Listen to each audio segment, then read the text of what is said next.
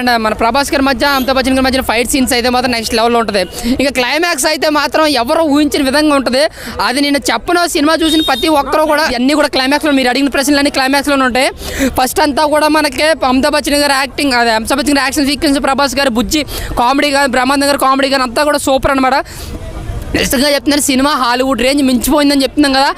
ఇక నుంచి ఇది ఎంతవరకు వెళ్తో చెప్పలేం, కానీ అది 3,000 కోట్లు కావచ్చు, 4,000 కోట్లు కావచ్చు, 5,000 కోట్లు కావచ్చు. దీన్ని మించిన సినిమా అయితే మాత్రం మళ్ళీ రాదన్న ఖచ్చితంగా గుర్తుపెట్టుకుని. ప్రభాస్ రేంజ్ అయితే ఇంకెవరో టచ్ చేయలేరన్న. ప్రభాస్ ప్యాన్ ఇండికి ఎంత మొదలవుతాం, pan world cup blockbuster movie కొట్టాడు.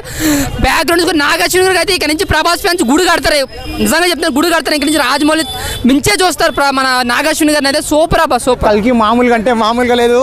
షారుఖ్ ఖాన్ సినిమా డాంకి ఇప్పుడే చూశాను భయ్యా. సినిమా కల్కి మామూలుగా అంటే మామూలుగా లేదు. నిజంగా చెప్తున్నా, ఈ సినిమా చూసిన తర్వాత ప్రతి ఒక్కరికి చెప్తున్నా, యూట్యూబ్లో ట్రెండింగ్లో ఉండేది పూల చొక్క.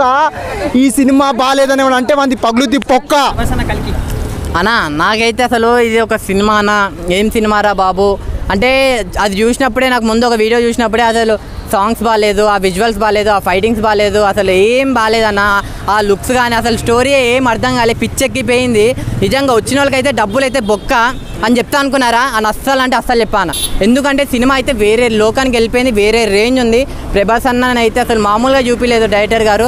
అశ్విన్ అన్న నువ్వు గ్రేట్ అన్న, అంటే ఇంత మంచి సినిమా మా ప్రభాస్ అన్నకి నంబర్ 1 సినిమా ఇచ్చినావు. అంటే ప్రభాస్ అన్న ముందు ఈ సినిమాతో ఏ రికార్డులు, ఏ వుడ్లు, టాలీవుడ్, మాలీవుడ్, హాలీవుడ్, బాలీవుడ్, కాలీవుడ్, మాలీవుడ్, ఏ వుడ్ కూడా పనికిరాదు, ఆఖరికి ఏ చెక్క కూడా పనికిరాదు అన్న మన ప్రభాస్ అన్న ముందు. అంత రేంజ్లో ఉన్నాయి ఆ విజువల్స్. కానీ ఒక్కొక్క విజువల్ చూస్తుంటే, ఒక్కొక్క ప్లేస్, ఒక్కొక్క సీన్లు చూస్తుంటే నిజంగా పిచ్చెక్కి ఆ విజువల్స్కే గూస్ బంప్స్ వచ్చేసిన, అంత బాగుంది అనమాట. ఆ మ్యూజిక్ కానీ ఆ స్టోరీ అయితే అసలు మంచి స్టోరీ అన్న. అంటే కల్కి అవతారం అని చెప్పి ఒక మంచి స్టోరీ, ఒక హాలీవుడ్ లెవెల్లో డీసీ, మార్వెల్స్ వీటన్ని ఫైటింగ్స్ ఎట్లుంటాయి హాలీవుడ్ రేంజ్లో సినిమా ట్రై చేసిండు. ట్రై కాదు, ఈ ట్రై అనేది సక్సెస్ అయిపోయింది. మొత్తం వేరే రికార్డులు, అన్ని రికార్డులు పోయింది, బద్దలు కొట్టేసింది. నాకు చాలా అంటే చాలా బాగా నచ్చింది అన్న.